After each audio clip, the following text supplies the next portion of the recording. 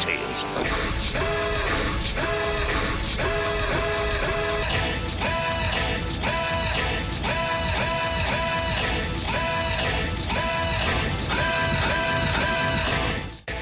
I'm Jeremy Greer. And I'm Gary Butterfield. And this is Days of Future Cast, the podcast where we just randomly decide to mix up all of our characters into a different universe and shove them into a book and have you kind of just try to guess what's happening for a little while, aka the Age of X. It is, here's the thing, Jeremy. Here's the thing. I'm a real basic baby for alternate universes. Yes. With the X-Men. Uh-huh. They do it nonstop. Like I've been, going, reading X-Men, trying to figure out what to read before bed. And there are so many fucking ages. Yep. Everything is an age. And I will read every single fucking one of them. If it begins with age of something, I'm like, ooh, what's Gambit going to be like in this one? And you get to find out. For the people that are just tuning in at home, I think maybe this is your first episode of Days of Future Cast. It's easy. The easiest analogy I can make is that X-Men ages are equivalent to Taylor Swift eras, right? Yes. So for all of X, for the Swifties out at home that aren't really familiar with X-Men that are listening to this podcast, episode 277 for the first time, that's the comparison we're trying to make. The X-Swifties. The X-Swifties. I would put Taylor Swift in an X-Men movie. I think she'd be a pretty okay Dazzler, I believe. She'd be a good Dazzler. Yeah. It'd be a nice little bit of meta casting. Mm-hmm. This I love the alternate universe stuff too. I'm in the pocket for this. I read this relatively recently. I didn't remember. I'm really bad with names. And when you were like Age of X, and I was like, yeah, it's short, let's do it. But then when I started reading it, I was like, oh yeah, this is the one where Cyclops is fucking wild. And he's got the worst costume that he's ever had. What if we gave? What if Cyclops was a Baldur's Gate 3 character? What if? What if he had spare armor for Baldur's Gate 3? What if he had to wear the armor with the best stats? This is a comic about Cyclops finding the visor that gives him the best multiplier and absolutely fucking his fashion souls. Yes. Somebody turned off the transmog feature in the X-Men video game, so now we just have to see the bad armor now. Yeah. Helmet cannot be toggled off. I'm trying, but I'm a mutant. If you toggle off my helmet, I'll kill everyone I love. Whoa. Calm down, Scott. It's okay. I can't control it. So we're talking about Age of X. The first issue we're going to talk about is Age of X Alpha, which is a one-issue kind of standalone. If you zip to the back of this, Mike Carey, who is the writer, has a note saying like what they wanted to do with this, the kind of like event, I guess, like kind of mini crossover event, was really throw people off. Like they just wanted to throw you into this universe with no explanation, no setup, no Xavier is whispering to Magneto and telling him something weird is about to happen. Like, and they do that. Like they just kind of literally throw it in. And then they said they created this because they wanted to give just a little bit more context to the stories and the themes that were going to be in like the main event. So when you pick this up and you open the page, you go like, Gary, like you started on issue 2. No, we didn't. Yeah. This just starts. You're right. Like that's 100% a thing it does. Having read this, so I've read it twice now. I read this just out of curiosity a couple years ago, read it again for the show. I like that we just they built a really big world and then don't really explain it. We just got to pick up these little details, about what's going on. And weirdly, once you know the twist of this, like once you get to the end of it, all of that stuff feels intentional. I don't know how intentional it is, but any of this stuff being slapdashed together and there not being backstory for some things fits into the meta narrative of why this was created. Absolutely. Yeah. And in a way that is super wanky, but I love. Yeah. Like I'm into that wank. The payoff on this, I think, is really good. Like, I think like this nails the ending in a way. If I remember right I only read the first 4 issues of this for our recording session today, but like I remember reading it and thinking like, yeah, that's good. I like this. This is fine. It's a good justification for everything that it has come before it, and just to be able to see these characters. And obviously, like by the 3rd or 4th issue into this, we're doing the thing where characters are starting to remember something is weird, right? Like this is not something is awry. But everything is House of M, no matter what. But we don't have we don't have the magical like white girl there to tell everybody that, yes. right? Like that's the thing. We don't have the weird child there to tell everybody that, to magic them back into their normal reality. And I think that it's better for that. It's better for them to have the creeping realization. Yes, absolutely. The way it's revealed is also really cool. I like that a lot. This is not to be confused with Age of X-Man, No. which is we'll cover that at some point. That is a very big crossover, but it does feature the X-Men Anti-Sex League, which is very ironic for them now. The X-Men that are cops that stop people from getting into relationships. Yeah. Which is one of the most ludicrous things that's ever happened in the X-Men. Especially like the more X-Men I read as a modern reader, like the more, and I'm sure I picked up on this as a kid, but like it's a lot of relationship stuff, right? Like it's a lot of these characters hooking up and being in relationships with one another. Like the central not central, but like Scott's relationship in this is I think really one of the most interesting ones he's ever had. So me too, and it's super important. One of the things I was talking about this in the Slack recently. People call the X-Men horny, and like the X-Men aren't horny; they're just human. Yeah, like they have relationships. Like the majority of X-Men, the comics are not horny. Like there's a Matt Fraction run, the early San Francisco thing when it's all Greg Land doing all of the art. Like that's exceedingly horny. But for the most part, it's them angsting about relationships and how much they love each other. It's very soap opera-y in that way. And I think there's a significant difference between like being drawn horny and being horny. Because I feel like, the Greg Land stuff, obviously like he's literally tracing porn stars in some cases and like exaggerating the features of both his male and female characters, right? Like he's drawing them. Is the artist jerking off? Yeah, it's pinup stuff, right? Like he's got a Woody underneath the drawing table. Versus like the characters flirting with one another and literally trying to hook up with one another, calling the other one. Like I think there's a line in this book where he's like, where they like, man, David, I'd really like to have his personalities run a train on me. I don't think they actually say that, but like it's just one of those. Legion after train. I don't know why. Father, I don't know what I'm doing. I just help you, my son. I just found out some work colleagues found this podcast on Spotify recently and started listening to it. And now I'm just like, I don't know what jokes I can make anymore. So, all of Legion's personalities running a train on a character is probably, hey guys. Choo choo. All aboard. Choo choo. But I think it points to like a deficiency in people's vocabulary when they talk about stuff. Where like horny is just used as shorthand for the characters have sex. Yeah. And that's just people. People do that. It's like when people say they want more horny media, if they want stuff that's more like the X-Men, like I'm way in favor of it. Yeah. I want stuff that's less like the Greg Land, Matt Fraction X-Men. Sure. Where it's like constantly weaking. It's just interesting to me to think about because this is like this book deals with Cyclops and sexuality in a way, but it's more mature than that. It's not just like, hey, wouldn't it be awesome to run a train on Cyclops if he had a bad hat?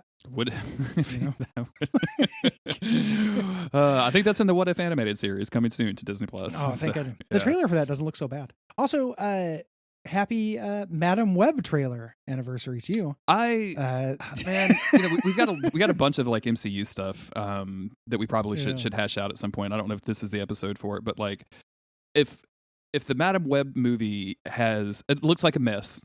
But if it's like a Venom mess and not a Morbius mess, I'm kind of fucking here for it. Like if it's that kind of messy, I'm kind of here for it. And I don't know, man, like having all of those like Spider-Woman and I think Silk is in there if I remember correctly. Like there's a bunch of different spider characters in that universe that I think could be really, really fun, especially from like a Spider-Verse perspective, right? Like I don't know if you've seen the second movie, but like they get into some of that stuff and it's really, really fun. So I was watching that trailer and I'm just thinking like this is gonna like I'm gonna watch this at home baked out of my mind. Like, but I'm just hoping that it's such a good time. And then there's all the casting news. Loki season 2 you got to watch because it's one of the best MCU things they've done in a while. So it's fun times. I'm excited. We probably won't hash that all out this episode because this is a long issue. Yeah, this is gonna be a long one. So let's get into it. The cover art here, Age of X Alpha, is a pretty kind of stereotypical, like all of our X-Men are fighting some dudes in some robot suits, and it looks really, really intense. Chris Bacalo doing the cover for this. Yeah. And this issue is like a jam issue. This has multiple stories in it that are the backstory for Age of X. This is all prequel shit. Multiple stories drawn by multiple people, right? Like so this is like when you say a jam issue, like there's a lot of creators that are in the focus here. And this is really cool. I think the setup on this is really interesting. Going into it, like you're supposed to feel a little discombobulated, and I think that works really well. This is the first thing we've done, or maybe the second thing because we covered some Messiah Complex stuff. But Mike Carey, who is an underrated X-Men writer, I think. I like his X-Men stuff usually. He did. Mike Carey's the one that did Lucifer, right? I got that right? He did do Lucifer. Yeah, yeah. Yep. That's Lucifer, one of my X-Men Legacy. One of my favorite things. Yeah. One of my favorite comics is that. And my iconoclast opinion is that I like Lucifer so much more than I like Sandman, and it makes people mad. No, I think it's a better book, to be honest with you. Like I feel like Sandman gets up on his own like ass in a way that Neil Gaiman. Here's a poem. Yeah. Like, this issue's just a poem. Are you impressed? Would you like to kiss me? I'm a goth boy. Like it's got that shit going on. Whereas Lucifer is just a good comic. It's just a more solid story. Yeah, absolutely. That's I mean, both are great. So like it's kind of arguing over it. So we're gonna start out where? Who knows? We have no idea. Yeah. Yep. And we start out right in the middle. Field stations. This is the general. With all of these characters that we kind of recognize, but they're very different. We see Gambit initially. The Gambit redesign in this I think is real fun. Mm-hmm. They just give him a gun and he charges up bullets and puts them in it. Perfect. Surprising there hasn't been a Gambit that did that before. They're all being controlled by Magneto as the general. Yes. And this AI that seemingly AI that he communicates with called X. And they're standing vigil. They're ready. They're preparing for an assault. Yes. Yeah. Sorry. Yeah. So we go to like this campfire kind of setup with a bunch of recognizable X-Men kind of gathered around. Most notably Storm and Namor are like a couple in this relationship or in this world, which I guess is like new, but I feel like we've seen that before, we've seen that in the issues of X-Men in the future. Like this was an idea that like apparently took a life on its own. I believe. Whenever there's like a very regal character, they fall in love with Storm. Be it Dracula, T'Challa, Doom, like anybody who is like a ruler falls in love with Storm.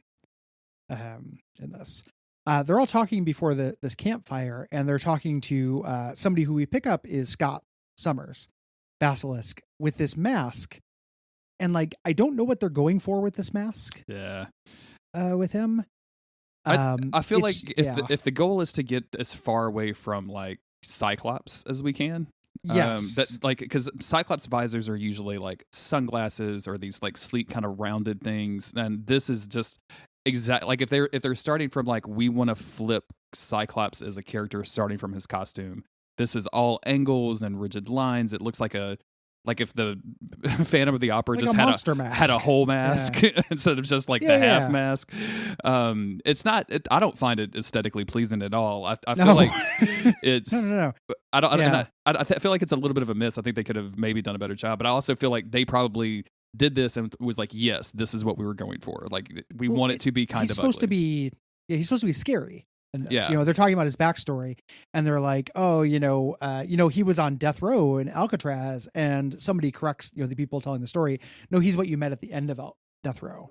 And we get our flashback to Alcatraz in this world sometime in the past. It's being run by Arcade, and it is a mutant prison.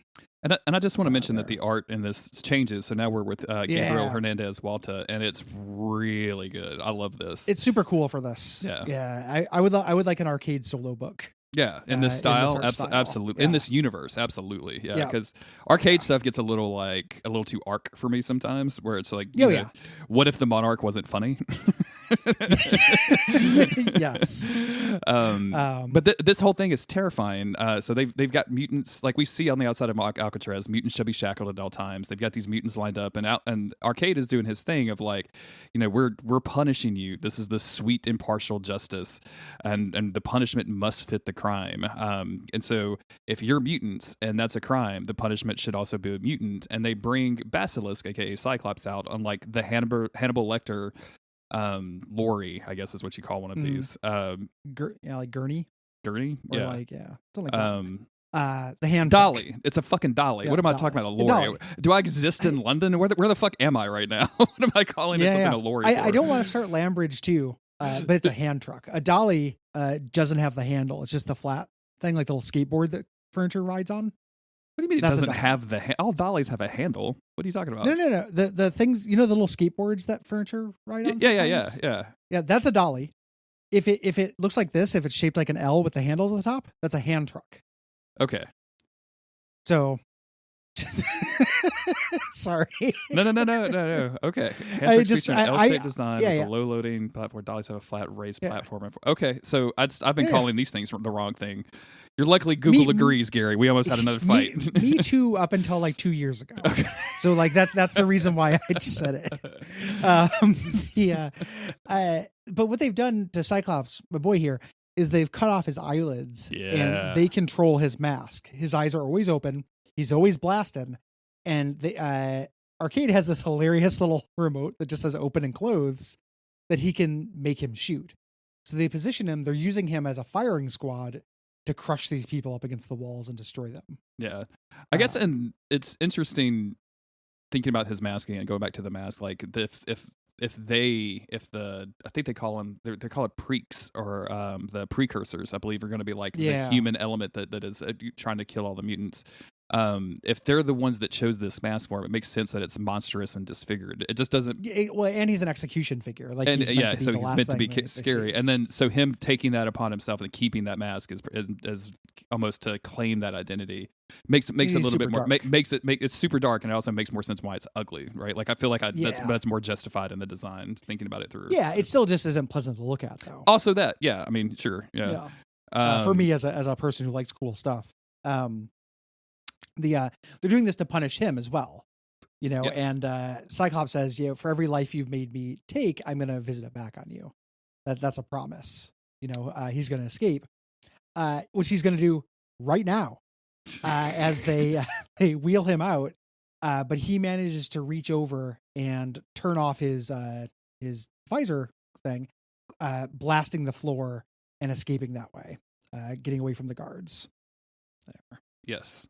I like the fact that he just reached over and opened it up. And then the actual physics of like the concussive blast just going crazy, and you know what I'm saying? Like is real fun. And eventually he's able to free himself, and then just goes on a fucking on a rampage. And this is so good.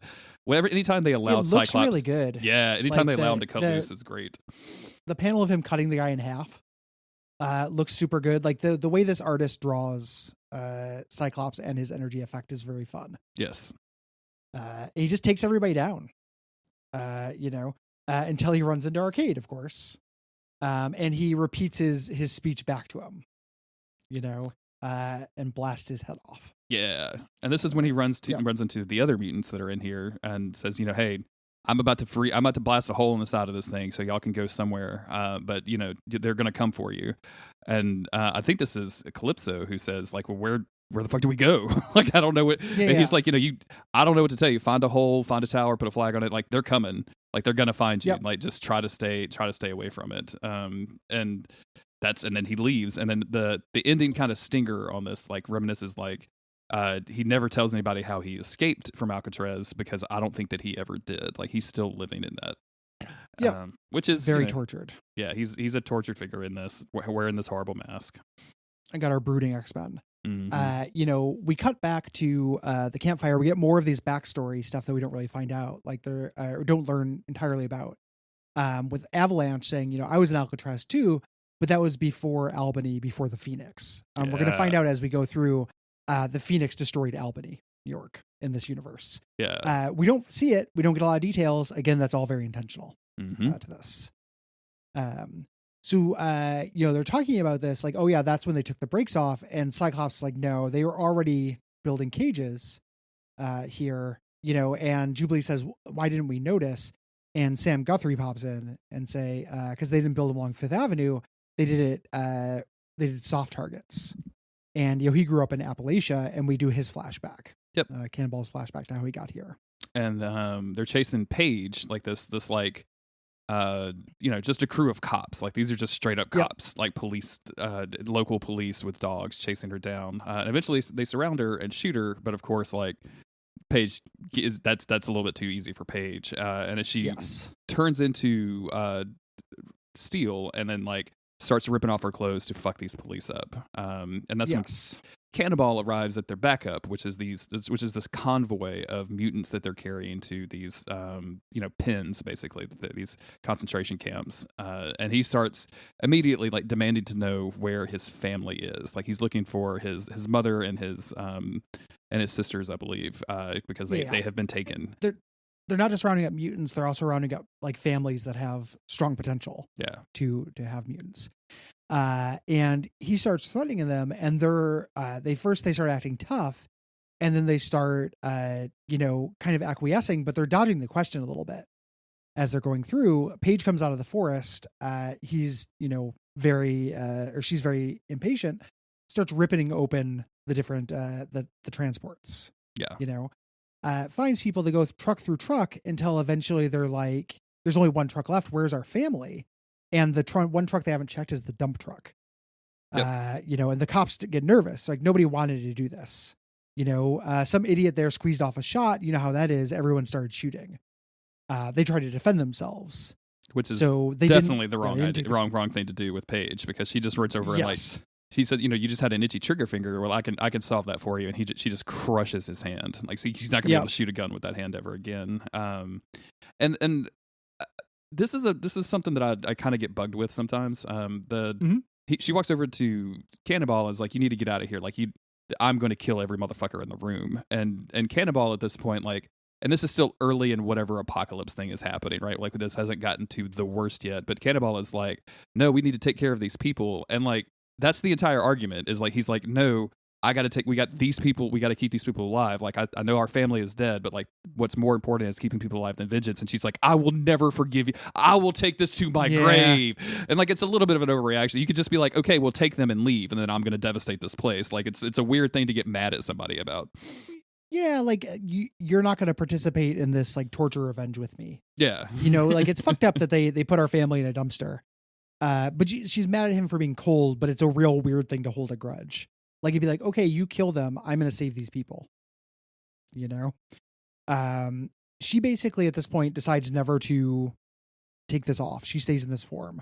Yeah. Forever in this monster form. And as they're leaving, she's going to get her revenge. The cops say, you're not going to get far. Humans outnumber the muties. There's no house in the world that'll take you in. And he says, I think you're right. We'll have to build one. Yeah. We cut back to the future again, with Dr. Kavita Rao, who we know is not a mutant, with Dazzler, a very iffy redesign of Dazzler, I would say. Kind of a weird look, but it's also, she's not in this very much so far, so can't really complain. That can't complain a whole lot. And yeah, we're gonna get some of Dr. Is it Rao? Is that how you pronounce it? Rao. Rao. Yeah. Okay. I always say Rao. I don't know if it's correct though. She's in X-Men 3, X-Men United, or The Last Stand rather. Okay. So I think it's Kavita Rao, but might be Rao. I don't know. But she's telling, like, she basically Dazzler's saying, like, you're not even a mutant. Why are you here? Yeah, like, why are you helping us? And so we're going to kind of go back in time to hear her story, because she helped create, just like she has in like the main timeline. She's one of the people responsible for creating a cure for the mutant gene. And in this case, the guy she was working for, Richard Palance, unrelated to Jack Palance, rest in peace. Probably. That I know of. Yeah. Is basically she was creating it to use with voluntary subjects, so that people who wanted to get rid of the X gene and not be hunted and killed could do that. They would have that option, and he's going to put it in the water supply and basically just immediately take the powers away from everybody. Yeah. But who pops up? Wolverine. Yay. Our boy comes in, starts stabbing. While he's stabbing everybody, we get a bunch of reveal stuff. Rao has been an informant for them, the underground, with them. Also, while he was fighting, this Palance guy shuts them in, and it is impregnable. They are sealed in because it's sealed for biohazards. Yes. No one will leave. Nope. No one. Yep. And they come up with the idea of they start going through like methods of how are they going to dispose of this, right? Like, how are we going to get rid of this thing? And all of the normal things won't work. Like, because it's a comic book, and we're getting to a point here. Well, they can reconstitute it. You know, the idea, it has to be like actually gone because somebody will find it and rebuild it. And eventually she comes up with the idea of like, why don't you metabolize it? Like, we could your mutant power, your healing factor could probably just fix this. and Wolverine agrees. He's like, all right, well, sure, let's give this a go. Which seems like, I mean, like, it seems like he even says in here, like, oh, this was my job. This was what I came here to do, is to stop this. So if I do this and it works, then I'm good. I don't have to do anything else. Yeah. It's going to hurt him, and it's going to take away his healing factor. Yep. It's going to demutant him, but it will work. They have to load him up with 20 shots of this, and so she's going through the process of loading one by one. And when Palance like slams her with a chair, and he starts, he's gonna get this out there. He's gonna hold on this and make it happen. Wolverine is too fucked up to care at this point. He's had like 19 of these things, and he's just tripping balls. It's not happening.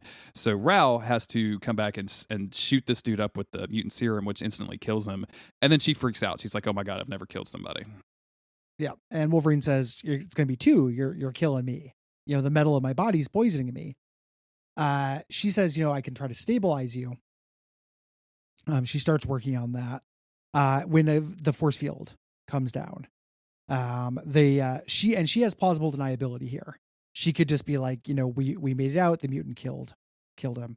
But she says, no, I need to save his life. Yes. And we cut back. She says, I don't know whether I saved him or destroyed him.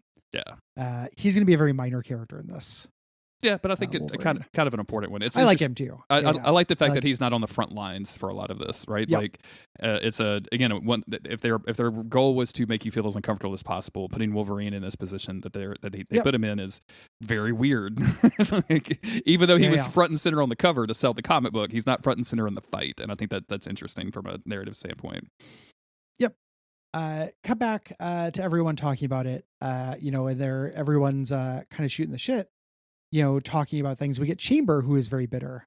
Chamber is back to his old form, with his face blasted off. In the mainline comics, he had been fixed by the Ascani at this point. He gets into it with Toad, who's there. And Toad basically goes back to the day that it began. Everyone at the end of the rope, where this organization began, the society. We cut back to him taking hostages here. Mr. Toynboy here with Miss Reyes, Celia Reyes, a bunch of X-Men are here. Yes. And they're surrounded. They're taking the Siege building, taking hostages with Dust, Forge, these characters. Yeah. Outside, like, the SWAT team is gathering, and they're basically saying, like, we're just gonna fucking nuke the Chrysler building. Who gives a fuck? Like, it's Creed. It's Creed of Friends of Humanity. Mm-hmm. Here. And who shows up? Mystique, who manages to knock out one of the officers, and obviously turn into them. Inside, Martinique and Rian show up and are like, just, hey, y'all don't do anything.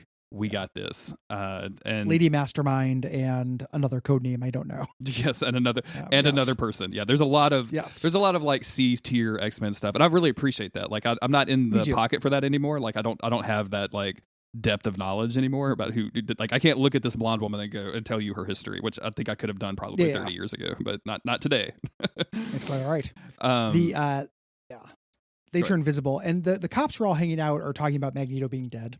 Like, which means we know Magneto is going to show up here, which he does. He pretends to be a refugee, gets escorted out, and then reveals himself. In terms of fashion wins, I love Magneto's costume. Yes. In this world, I think it's badass. Yeah.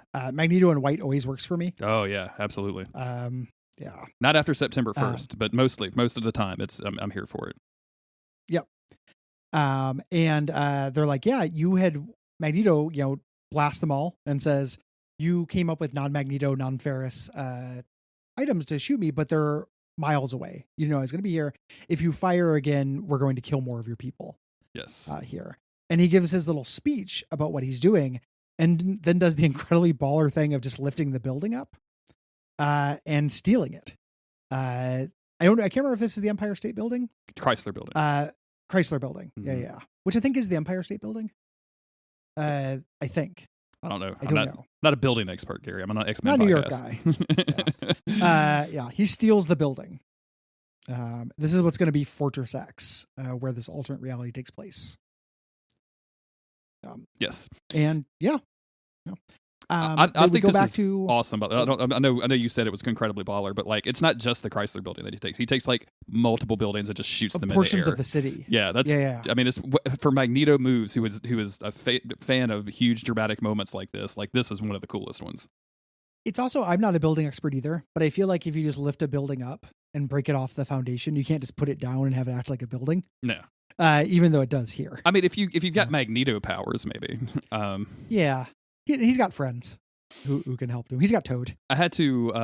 My day job involves magnets in some way, like some of the products that I sell and have magnetic capabilities. And I was at a breakfast recently with some, just like let's just say like old business dudes, right? And we were talking about this thing, and they one of the words for this was like it wasn't Magneto, but it was like a magnet word, right? And the guy was, I just had to sit there and suffer while this guy was like, it reminds me of those crazy movies, and like it took him 10 minutes to get to Magneto and X-Men, and I was refusing to talk. Like I'm not going to help this guy out, but I'm just dying the entire time as he struggles to remember the name Magneto.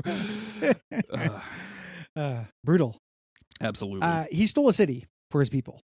Yes. The thing. The time for war stories ends though. Everyone around the campfire says, we can't just do this pep talk. Cannonball starts giving them a pep talk, but they have to interrupt it because they've broken down the barricades and it's time to fight. Yep. Let's because they put this big X in the sky. And so like now they're gonna all go to it, and the last page is just all of these dudes rushing towards the front, including some people we haven't actually talked to or talked about yet. So a lot of people in this universe that is we're gonna eventually get around to talking about. Yeah, and a lot of them we won't as well. Again, there's lots of stuff on the margins here. It's not a line wide crossover that counts for every character. But yeah, just a nice little tantalizing little bit there. Like, oh, what's going on? This is I find this very intriguing. As an opening, and it's definitely like I feel like I really appreciated the little blurb from Mike Carey in the back, just saying like, yeah, we just wanted to do something fucking crazy, like we just wanted to get out of there, and I think they accomplish it very, very well. Like this is a lot of fun to read. It's and it just makes you ask a bunch of questions, and then you realize like it's only 8 issues. Like this is not going to be some big long huge thing. Like we're going to get into and out of this really quickly, which I can very much appreciate.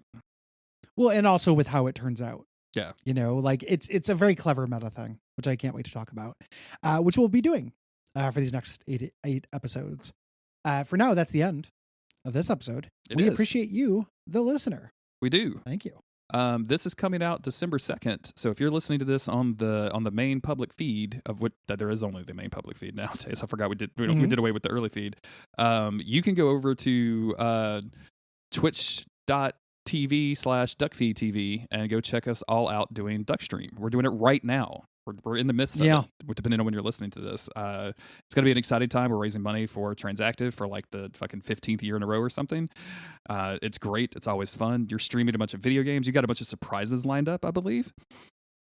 Yeah. Yep. It's going to be very fun. Yes. Some surprises, some stuff that's, not a surprise because I've spoiled it and stuff.